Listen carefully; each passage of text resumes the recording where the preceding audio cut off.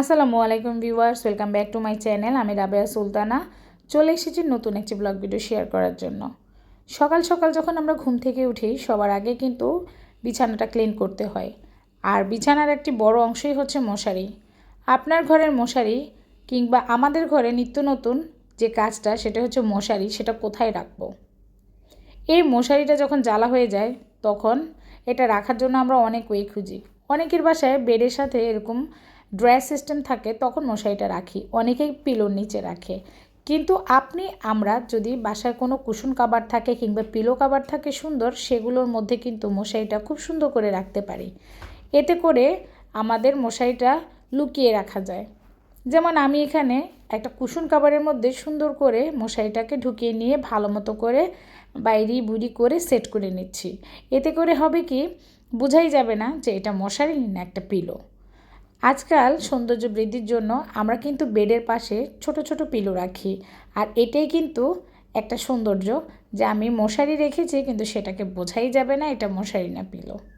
Viewers, এভাবে আপনারা সুন্দর সুন্দর কুশন কভারের মধ্যে কিন্তু মশারি লুকিয়ে রাখতে পারেন।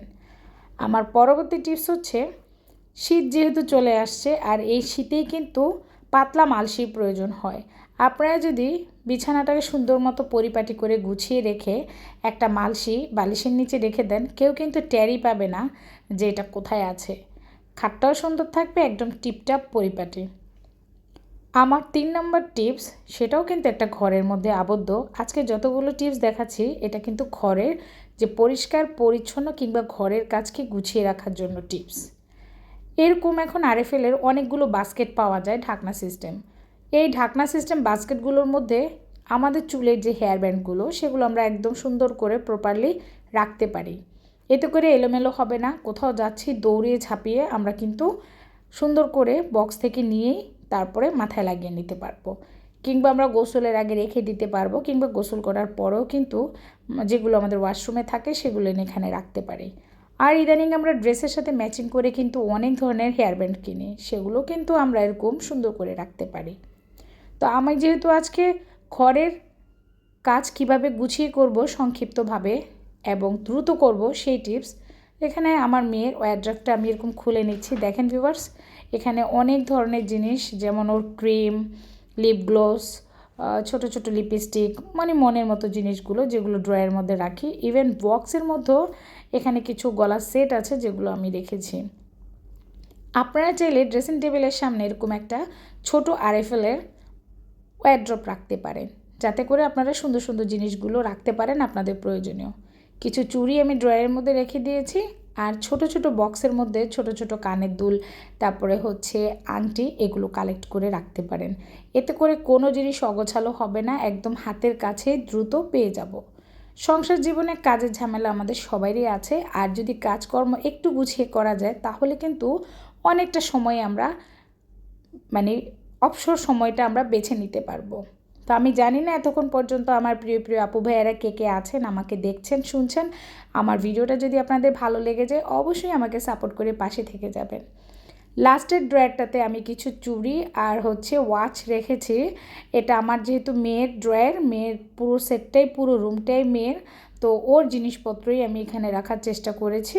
একটু গুছিয়ে গেছে যাতে করে হুট করেই কোনো জিনিস পেয়ে যায়। আমার পরবর্তী টিপস হচ্ছে, ড্রেসিং টেবিলের সামনে চিরুনিগুলো খুব সুন্দর করে সেট করতে হবে। কারণ যখন স্কুলে যাই দৌড়াদৌড়ি করে বাহিরে যাব, চিরুনিগুলো খুঁজতে হয়।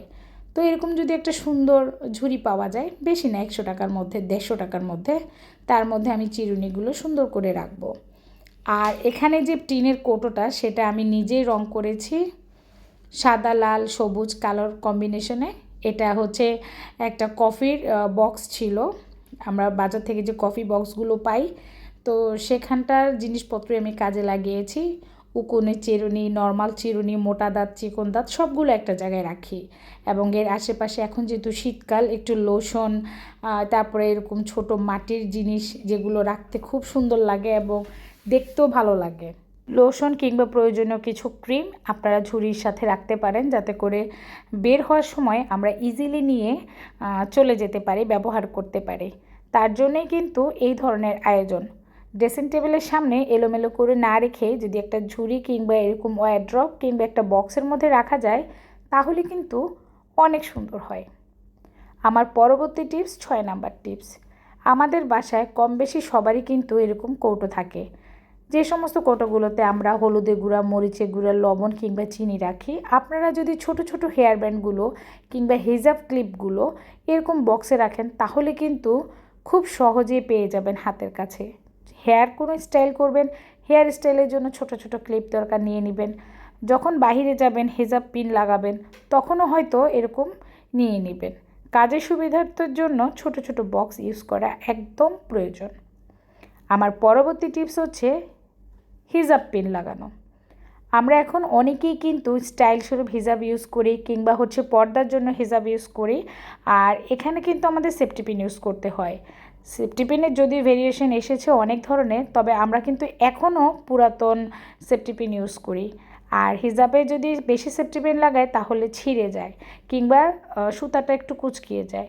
এর জন্য সেফটি পিনের মধ্যে একটা পুঁথি কিংবা হচ্ছে একটু কাগজের টুকরো ঢুকিয়ে তারপরে যদি ইউজ করা যায় তাহলে কিন্তু একটুও নষ্ট হবে না হিজাবটা। দীর্ঘদিন ভালো রাখতে হলে একটু হিসাব করে চললে এই ধরনের টিপস যদি আমরা মেনটেন করি তাহলে কিন্তু আমাদের জিনিসগুলো খুব বেশি ভালো থাকে। এমন তো নয় যে আমরা প্রতি সপ্তাহে কিংবা প্রতি মাসে একটা করে হিজাব কিনবো। আমরা হয়তো 12টা কালারের হিজাব 12 মাস কিংবা হচ্ছে 2-3 বছর তো অন্তত চালাই। তার জন্য আমরা হিজাবগুলো কিন্তু ওভাবেই রাখবো। আবারও আমার 8 নাম্বার টিপস হিজাব নিয়ে। অনেক হিজাব যখন এই যে আপনার হয়ে গিয়েছে বিভিন্ন ড্রেসের সাথে, এলোমেলো করে না রেখে এরকম একটা অর্গানাইজার ঝুড়ি নিয়ে নেবেন এবং সুন্দর করে র্যাপ করে গোল গোল করে আপনি এই ঝুড়ির মধ্যে রাখতে পারেন। এতে করে যখনই কোথাও যাবেন ড্রেসের সাথে আপনি কিন্তু হিজাব ম্যাচিং করে পরে নিতে পারবেন। আমরা যারা একটু হিসাবি তারা কিন্তু চাইলে প্রতি 1-2 মাস পর পর এক কালারের একটা করে হিজাব কিনে রাখতে পারি কিংবা শেড কিংবা বিভিন্ন স্টাইলের পুঁথি স্টোনের হিজাব কিনে সংরক্ষণে রাখতে পারি। তাতে করে হঠাৎ করে কখন কোন ড্রেস কেনা হয়ে যায় ওর সাথে ম্যাচিং করে আমরা পরতে পারবো। আর এই রকম করে আমি কিন্তু হিজাবগুলো কালেক্ট করি। আর আমি যেহেতু আজকে পুরো রুমের অর্গানাইজেশনের ব্যবস্থায় আছি যে কিভাবে গুছিয়ে টিপটাপ করে একটা রুমকে সাজানো যায়, সেই জন্যই কিন্তু আপনাদের সাথে আজকের আমার এই টিপস। আমি জানি না কে কে আছেন এখন পর্যন্ত শুনছেন, কার কার কাছে আমার এই টিপসগুলো ভালো লেগেছে কিংবা আমার ভিডিওগুলো আপনাদের ভালো লাগে অবশ্যই কমেন্টসের মাধ্যমে জানাবেন। তো এখানে আমার হিজাবগুলো কিন্তু প্রপারলি রাখা হয়ে গিয়েছে। এখন উপরে ঢাকনা দিয়ে আপনি যে কোনো জায়গায় ড্রয়ারের মধ্যে রেখে দিতে পারেন কিংবা আলমারির মধ্যে রেখে দিবেন। আমার পরবর্তী টিপস হচ্ছে চার্জারের তার। অনেক সময় দেখবেন বাসায় এরকম তার ঝুলে আছে, দেখতে একদম বাজে দেখা যায়। এই তারগুলোকে খুলে আপনি বক্সে রাখতে পারেন। এত সুন্দর রুমটা সাজিয়ে দিয়েছেন কিন্তু তার যদি এরকম ঝুলে থাকে কেমনটা লাগে বলেন? তো যদি এরকম সুন্দর অর্গানাইজ বক্স থাকে কিংবা দধির বক্স কিংবা মিষ্টির বক্স যাই থাকুক না ঘরে, সুন্দর করে গোল করে পেঁচিয়ে তারপরে বক্সের মধ্যে রেখে দিবেন। এতে করে আপনার যখন ফোনে চার্জ দেওয়ার প্রয়োজন পড়বে তখন আপনি খুঁজে নেবেন যে আমার এই চার্জারটা এখানে আছে কিংবা এই তারটা আমি ওয়্যারটা এখানে রেখেছি, কেবলটা রেখেছি, আমাকে এখন বের করে নিতে হবে। এতে করে এলোমেলো হলো না আর হচ্ছে আপনার এত সুন্দর বাসার মধ্যে নষ্টও হলো না। আমার 10 নাম্বার টিপস গুরুত্বপূর্ণ টিপস। এমন কোনো বাসা নেই যাদের বাসার গেটের পেছনে হ্যাঙ্গার ঝুলানো নাই। তো হ্যাঙ্গার কিন্তু প্রত্যেকটা বাসায় রাখা উচিত যাতে করে কোনো জিনিসপত্র ঝোলানো যায়। তো আমিও সেম এখানে গেটের পিছনে কয়েকটা হুক লাগিয়ে দিয়েছি। এগুলো এখন অনলাইন থেকে অ্যাভেলেবেল পাওয়া যায়, ছোট ছোট হুক। আপনি গেটের পেছনে আপনার বোরখা, হিজাব কিংবা ব্যাগ, স্কুল ড্রেস এরকম ঝুলিয়ে রাখতে পারেন। তাতে করে কিন্তু এলোমেলো আর হয় না। দেখতে পাচ্ছেন ভিউয়ার্স কি সুন্দর করে আমি রেখেছি, আমার গেটটাও নষ্ট হয়নি, একদম অক্ষত অবস্থায়।